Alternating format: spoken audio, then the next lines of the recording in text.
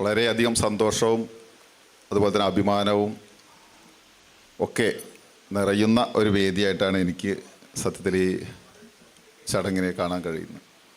കാരണം വളരെ അടുക്കും ചിട്ടയോടുകൂടി വ്യക്തമായ ധാരണയോടുകൂടി സമൂഹത്തിലെ ദുരിതമനുഭവിക്കുന്ന ആളുകളെ, വ്യക്തിയായാലും കുടുംബങ്ങളായാലും, അവരെ തിരഞ്ഞെടുത്ത് വ്യക്തമായ കാര്യകാരണങ്ങളോട് തന്നെ അവരെ തിരഞ്ഞെടുത്ത് അവർ അർഹിക്കുന്ന തരത്തിൽ അവർക്ക് കിട്ടാവുന്ന നൽകാവുന്ന സേവനങ്ങൾ നൽകുക എന്നുള്ളത് ഒരു വ്യക്തമായ കാഴ്ചപ്പാടോടുകൂടി നടക്കുന്ന സംഘടനകൾക്ക് മാത്രമേ കഴിയുള്ളൂ.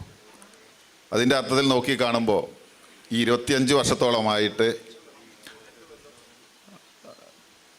ബൈത്തു സക്കാത്ത് കേരള നടത്തിയ ഈ പ്രവർത്തനങ്ങൾ ആയിരക്കണക്കിന് ആളുകളാണ് അത് ഉപജീവന മാർഗത്തിൻ്റെ രൂപത്തിലും അതുപോലെ തന്നെ ചികിത്സാ ധനസഹായത്തിൻ്റെ രൂപത്തിലും അവർക്കൊരു വീട് നിർമ്മിക്കുന്ന കാര്യത്തിലായാലും പൂർത്തീകരിക്കാത്ത സ്വപ്നമായിട്ടൊരു ഭവനം കിടക്കുന്നുണ്ടെങ്കിൽ അത് പൂർത്തീകരിക്കുന്ന രീതിയിലായാലും ഒക്കെ വ്യക്തമായ ധാരണയോടുകൂടി നടപ്പാക്കാനും അതിന് വേണ്ടുന്ന സഹായങ്ങൾ നൽകുവാനൊക്കെയുള്ള ആ സന്മനസ്സിനെ അത് എത്ര അഭിനന്ദിച്ചാലും മതിയാവില്ല എന്നാണ് എനിക്ക് മനസ്സിലാവുന്നത്.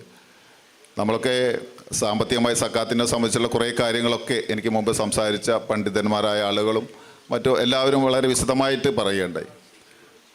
നമുക്ക് ഏത് രീതിയിലായാലും ശരി ഒരാളെ സഹായിക്കുക എന്നുള്ളത് അതൊരു മനുഷ്യനാണെങ്കിൽ അവൻ്റെ കടമയായിട്ട് കണ്ട് അത് ജീവിക്കണം എന്നാണ് നമ്മളൊക്കെ വിചാരിക്കുന്നത്.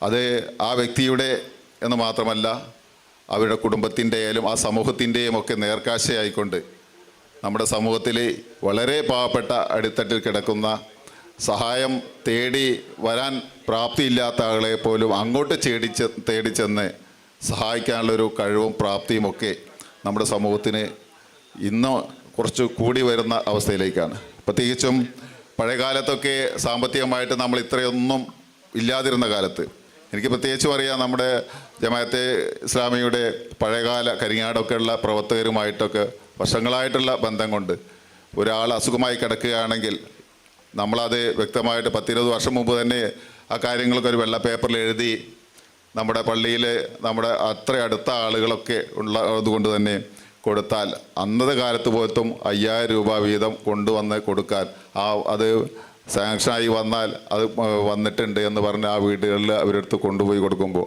അന്നത്തെ സമയത്ത് ഒരു 5000 രൂപ കിടപ്പിലായ ഒരാൾക്ക് കിട്ടുക എന്ന് പറഞ്ഞാൽ എന്തോരം അവരുടെ സന്തോഷം ആയിരുന്നു എന്ന് എനിക്ക് ഇപ്പോഴും അറിയാം. അപ്പോൾ അത്രയധികം അടിത്തട്ടിൽ കിടക്കുന്ന ആളുകളെ പോലും മെൻഷൻ ചെയ്തുകൊണ്ട് അവർക്ക് ലഭ്യമാക്കാവുന്ന സേവനങ്ങൾ ഏതാണോ ആ സേവനങ്ങൾ കണ്ടറിഞ്ഞ് ചെയ്തു കൊടുക്കുക. ഉപജീവന മാർഗത്തിൻ്റെ രൂപത്തിലായാലും നമ്മളിപ്പോൾ താൽക്കാലികമായിട്ട് സാമ്പത്തിക സഹായം നൽകുന്നത് മാത്രമല്ല, ആ കുടുംബത്തിൻ്റെ സ്ഥിരമായി ആ കുടുംബത്തിൻ്റെ പട്ടിണി മാറ്റുന്നതിന് അവരുടെ ദുരിതം അകറ്റുന്നതിന് പറ്റാവുന്ന പദ്ധതികൾ കണ്ട് ആസൂത്രണം ചെയ്ത് നടപ്പിലാക്കാനുള്ള ഒരു താല്പര്യവും അതിനുള്ള തൻ്റെ ഇടവും അതിനുള്ള ആ സഹായ മനസ്ഥിതിയുമാണ് അഭിനന്ദിക്കേണ്ടത്. അത് 25 വർഷത്തോളമായിട്ട് വളരെ ഭംഗിയായ രീതിയിൽ ചിട്ടയാർന്ന രീതിയിൽ നടത്തി വരുന്ന ബൈത്തു സക്കാത്ത് കേരളയുടെയും പീപ്പിൾസ് ഫൗണ്ടേഷൻ്റെയും പ്രവർത്തനങ്ങൾക്ക് എല്ലാവിധ അഭിനന്ദനങ്ങളും ആശംസകളും അർപ്പിക്കുന്നു. നന്ദി, നമസ്കാരം, ജയ് ഹിന്ദ്.